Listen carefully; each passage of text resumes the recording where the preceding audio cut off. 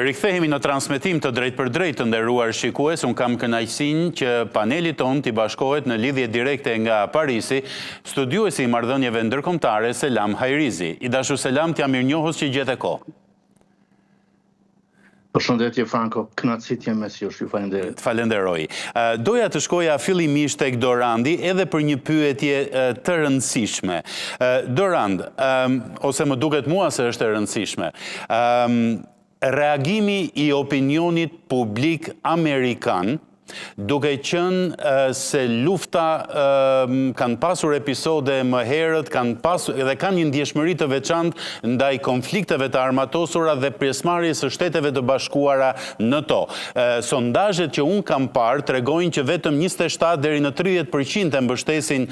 luftën nga amerikanët, kryesisht republikan, ndërsa pjesa dërmuese është kundër. Çfarë duhet ose çfarë mendoni se po bën presidenti amerikan për ta mbyllur më shpejt, duke qenë se ato që ju i quani mid-term, zgjedhjet e Kongresit dhe të Senatit, që do t'jenë në muaj nëntor, janë shumë afër. Nuk e di, a isha i qartë në... Shumë i qartë edhe është pyetje shumë e rëndësishme, sepse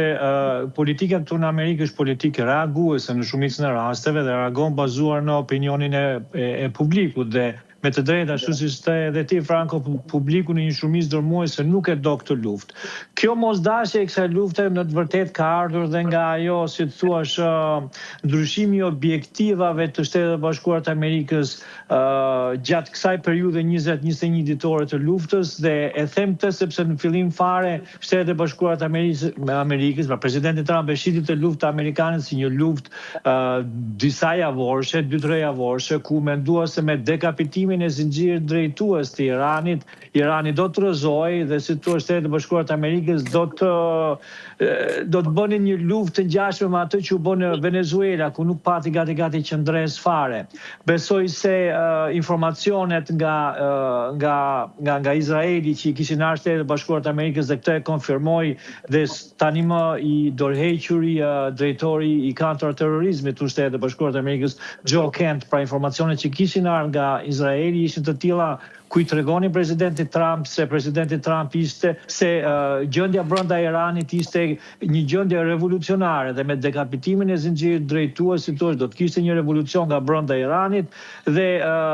regjimi do të rrëzohej dhe kjo luftë do të përfundonte me sukses. Fatkeqësisht nuk ndodhi kjo dhe për atë pjesën e parë të luftës, për këtë pjesë që unë përshkruava deri tani, kishte një mbështetje më të madhe të luftës, sepse mendohej si thash që do kishte një rrezim të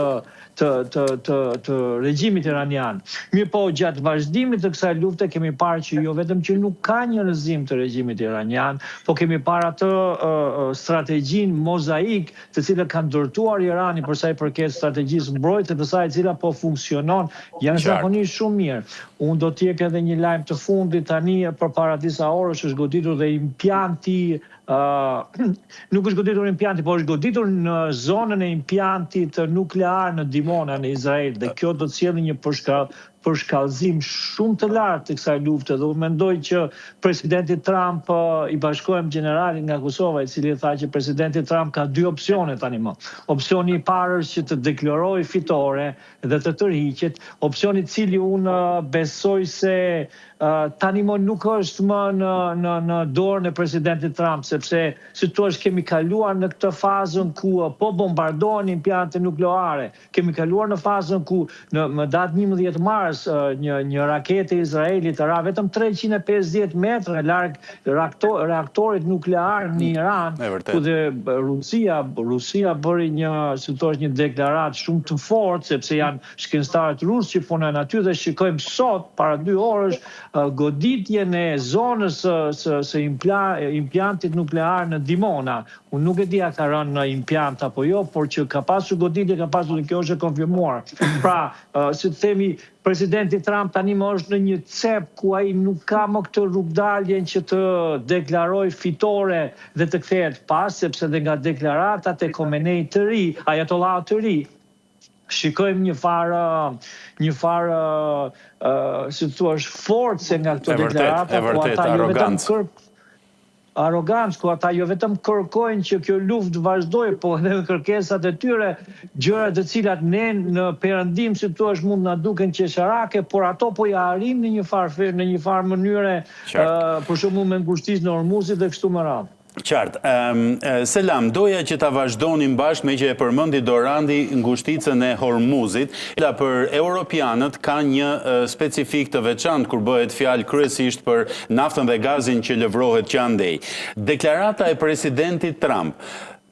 Aleatët, partnerët tanë europian nuk duan të ndihmojnë për të hapur ngushticën e Hormuzit. Kjo ishte një manovër e thjesht ushtarake, ishte shumë e lehtë për ta dhe me shumë pak rrezik, por ata nuk e bën. Ata janë frikacak dhe ne do ta kujtojmë. Nuk ka patur reagime, të paktën sa kam parë unë, nga autoritetet në perëndim, kam parasysh nga Parisi, Berlini, apo Londra, Roma, por doja të të pyesja, cili është perceptimi në opinionin publik dhe në qarqet mediatike dhe diplomatike, përsa i përket kësaj deklarate teje të ashpër dhe shumë të fortë nga ana e presidentit Trump, kundrejt dhe kryesisht Franca ishte objektivi kryesor. Po, Franco, sa i përket reagimeve në formë indirekte, presidenti Macron nga Brukseli të enjtën është përgjegjur pak a shumë se njëjtën gjë siç e ka thënë dhe në fillim të konfliktit iranian, ku aleatët do të thotë, kur flasim për aleatët, thotë edhe Franca këtu hyn në këtë pikë nuk do të hynë në këtë konflikt aktualisht, nuk do të ketë ndihmë ushtarake franceze dhe Franca nuk do të hynë në konflikt, sepse nuk është konflikti ynë. Thojnë evropianët së bashku me presidentin Macron dhe ministrin e tij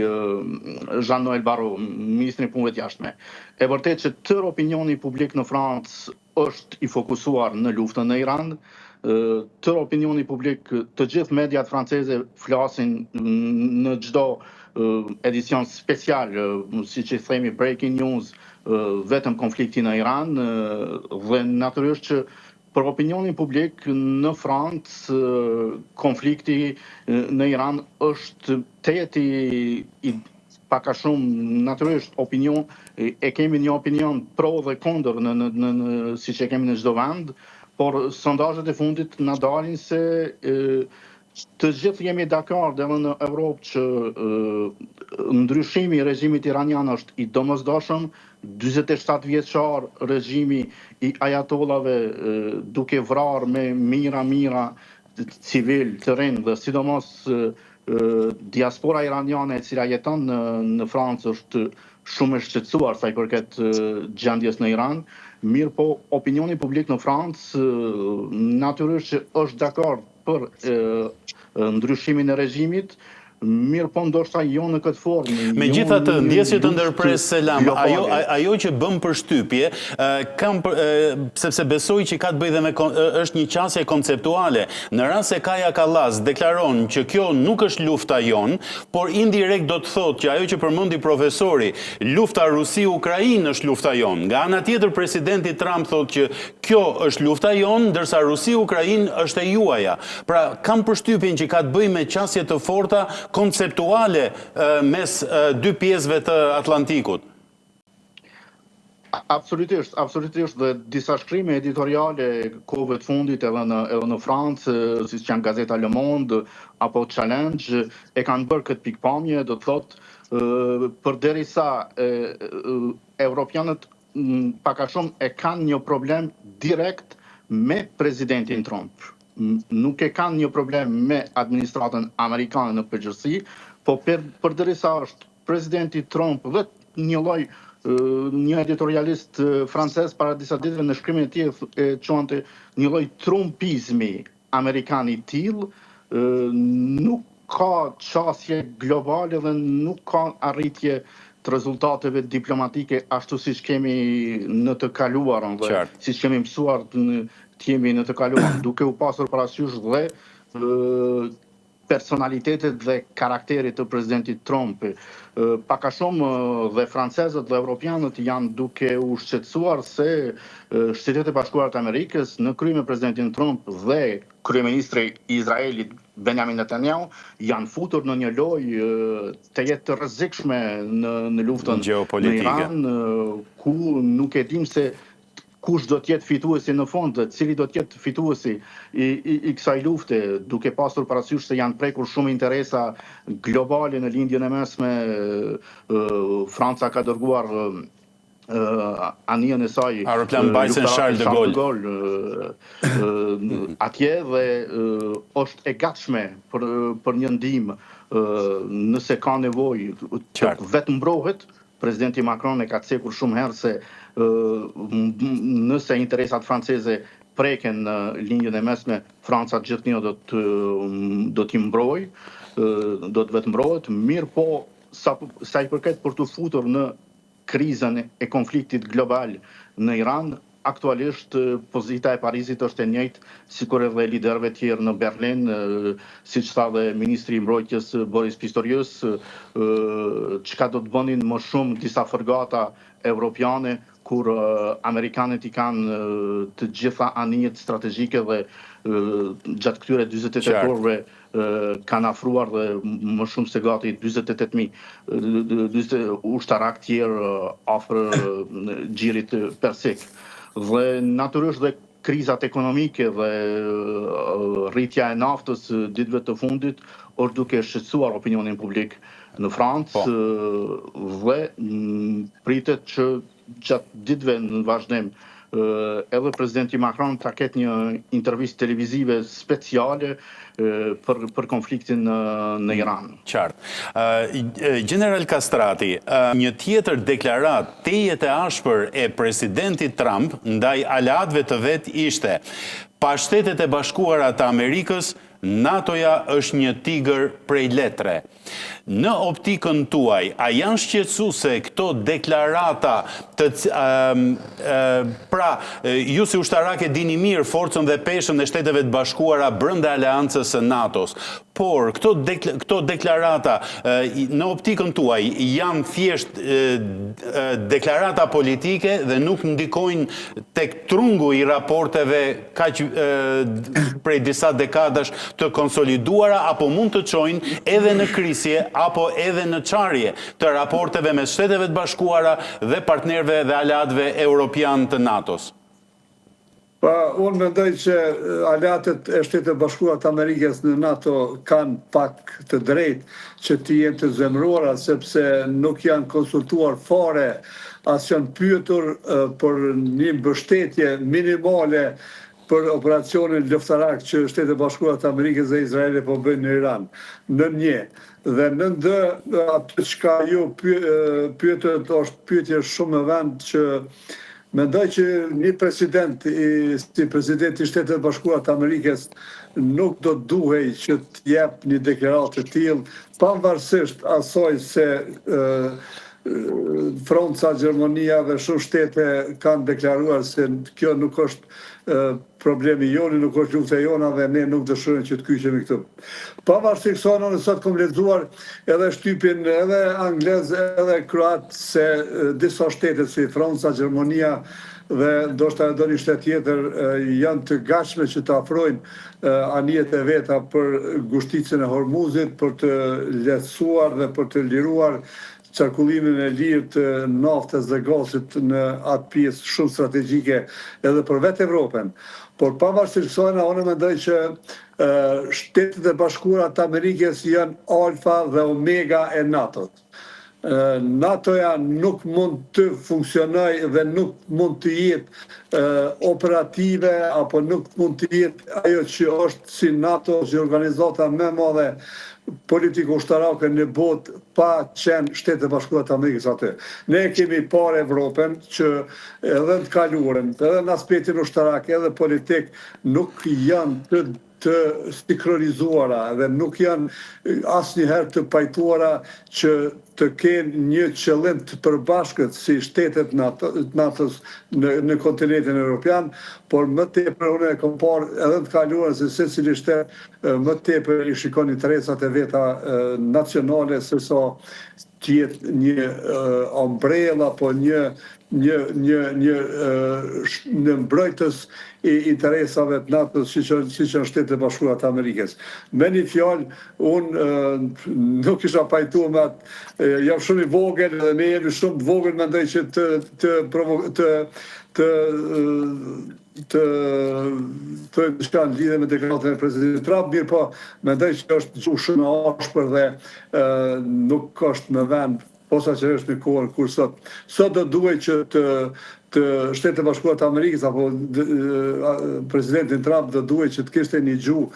më relaksuese, një gjuhë më përafruese dhe një mënyrë apo tjetër ta largoj atë zemrimin e shteteve anëtare të NATO-s nga kontinenti evropian që nuk janë pyetur dhe nuk janë konsultuar fare në këtë në Iran. Po,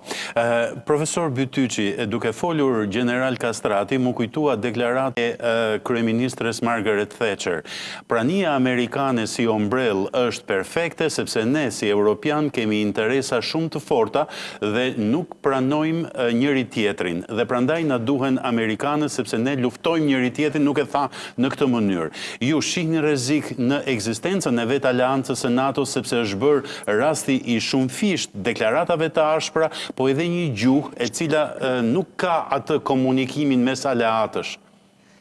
Në vijim të asaj që ta General Castrati duhet të sjellë në rikujtesë qëndrimin e aleatëve të NATO-s në vitin 2004, ku Shtetet e Bashkuara të Amerikës dhe Britania e Madhe ndërmorën sulmin ushtarak kundër Irakut, kundër Saddam Hussein. Është e vërtetë që NATO-ja nuk e përkrau atë sulm ushtarak, por është po aq e vërtetë se administrata Bush junior bëri konsultimet vazhdueshme me aleatët e NATO-s dhe kërkoi me insistim mbështetjen e tyre për të sulmuar Irakun ose më saktë për të rrëzuar Saddam Husseinin nga pushteti. Vërtet. Dhe në këtë rast reagimi kundër i disa vendeve, sidomos Francës dhe Gjermanisë, ishte një goditje për politikën e Shtetet Bashkuara të Amerikës natyrisht, por gjithsesi asnjëherë retorika nuk u acaru deri në kufit e sotëm kur vetë kreu i NATO-s, sepse është presidenti amerikan ai që lëshon urdhrat për veprimet luftarake të NATO-s, e konsideron NATO-n një tigër prej letre. Jemi sinqert, kjo më le shihet hidhur për faktin se e kemi dëgjuar në gojën e Mao Zedongit, diktatorit shqiptar, e ku diun, plot autoriteteve tjera në të kaluarën dhe nuk do doja që ta dëgjoja fare në retorikën, sepse nuk është realiste, nuk është e dobishme dhe nuk është, do të thosha, nuk është e drejtë. Konsultimet e zotit Trump me partnerët europian ishin të domosdoshme. Unë jam i sigurt që mund mos binin dakord. Por në fundit do të kishte legitimitetin... Një rakordim i cili do të mund t'i ndante punët dhe aleatët do t'i kishte me vete. Por aleatët në një farë mënyrë apo një tjetër do t'i bashkangjiteshin këtij aksioni. Edhe për faktin se do t'a merrnin këtë rekordim të zotit Trump me aleatët europian si një shenjë të vullnetit mirë se ai po kujdeset për aleancën. Kur, të jemi realist, në Europë është krijuar ideja se zoti Trump është kundër kësaj aleance dhe dëshiron që ta shpërbëjë këtë aleancë. Madje ka zëra dhe në mediat europiane shkruhet vazhdimisht se shpërbërja e aleancës ose si thuash antipatia për aleancën e zotit Trump lidhet me një strategji të tij për të krijuar një aleancë të re me Rusinë. Jam i sigurt që është shumë e vështirë një aleancë e re me Rusinë e Shtetet Bashkuara të Amerikës, për shkak se Rusia është e lidhur me Kinën dhe jam sërish i sigurt se Moska në çdo qëndrim që mban në raport me situata që zhvillohen kudo në Iran e kudo, dhe që i rekordon me Shtetet Bashkuara të Amerikës njofton edhe Pekinin, sepse asaj i intereson një aleancë e tillë të vazhdohet dhe heshtja e Pekinit, deri diku edhe e Moskës, indiferenca e tyre ndaj këtyre zhvillimeve, më le të kuptoj se ata e njohin mirë skenarin se si do të zhvillohet të gjitha ritmet. NATO-ja do të duhet patjetër të forcohej, jo të vijë në dyshim. Nëse themi që NATO-ja është një tigër prej letre, do të thotë që ne e godasim nga pikpamja e moralit, nga pikpamja e opinionit publik, e godasim në zemër këtë aleancë të fuqishme. Gur themeli i sigurisë globale. Në fund të fundit, për gati 80 vite, ka funksionuar si një organizat politike ushtarake që ka krijuar balanca dhe ekuilibra dhe ka mbajtur botën në një bazë peshë të admirueshme dhe një mungesë totale konfliktesh për një periudhë pavarësisht konflikteve lokale që kanë ndodhur në gjatë gjithë kohës. Dora, si është interpretuar kjo deklarat e presidentit Trump përtej faktit që në Britani nuk ka më Winston Churchill, por ka Sir Keir Starmer? Shiko, në emisionin tënde, Franco, e kam ngritur shumë shpesh këtë punën e NATO-s dhe këtë punën e Shtetet Bashkuara të Amerikës, sepse dhe Britania e Madhe është pjesë e NATO-s dhe është pjesë e kësaj pyetje. Dhe këtu në Shtetet Bashkuara të Amerikës megjithmonë që besojnë që NATO është një tigër prej letre. Dhe me thënë të vërtetën, kam dhe një fakt të drejtë, se pa Shtetet Bashkuara të Amerikës ne po shikojmë ç'po ndodh në Ukrainë. Do ta shikonim se ç'do ndodhte në Ukrainë pa Shtetet Bashkuara të Amerikës dhe kështu me radhë. Pra NATO nuk është se ka ndonjë fuqi dhe nuk duhet harruar që për të qartësuar disa gjëra, nuk duhet harruar që Kina dhe Rusia janë të involvuara në këtë luftë me Shtetet Bashkuara të Amerikës në Iran, sepse në radhë parë Shtetet Bashkuara të Amerikës dhe Rusia janë në një luftë proxy prej disa vitesh në Ukrainë, dhe kjo është e qartë tani më, po dhe në këtë luftë në Iran, Kina dhe Shtetet Bashkuara të Amerikës Kina dhe Rusia janë të involvuar sepse Irani po përdor sistemin GPS të Kinës dhe Irani po merr informacione përsa i përket targeteve të tyre nga Rusia. Pra, ato janë të involvuar në një farë mënyre. Përsa i përket NATO, si thash dhe Keir Starmer, si thash këtu Shtetet Bashkuara të Amerikës ka një lodhje me NATO. Ka një lodhje me NATO sepse nga buxheti që ne paguajmë këtu, përsa i përket NATO-s, asnjë vend i NATO-s nuk i afrohet buxhetit Shtetet Bashkuara të Amerikës. Presidenti Trump shumë herë është dashur të shkojë në Europë dhe të tërheqë veshjen NATO-s për të paguar ata që ata duhet të paguajnë, të cilët kanë rënë dakord për ta paguar. Ata as ato nuk e paguajnë. Pra, shumë shtete të NATO-s as ato nuk e bëjnë. Dhe Shtetet Bashkuara të Amerikës, amerikanët me të drejtë thonë që përse ne duhet të mbrojmë Evropën. Në atë përsa i përket Keir Starmer dhe pyetjes tënde Franco, Keir Starmer me gjithmonë tha që Britania e Bashkuar nuk do të marrë pjesë në këto sulme, po nuk duhet harruar se baza Diego Garcia, nga të cilën shumë aeroplanë amerikanë janë nisur tani më për të goditur Iranin, është baza britanike. Edhe nga vetë Anglia, pra Britania e Bashkuar, nga vetë Anglia, toka angleze, edhe sot e kësaj dite piles avion, nisën avion të furnizuar dhe është një organizatë shtypi që Declassified UK, e cila ka publikuar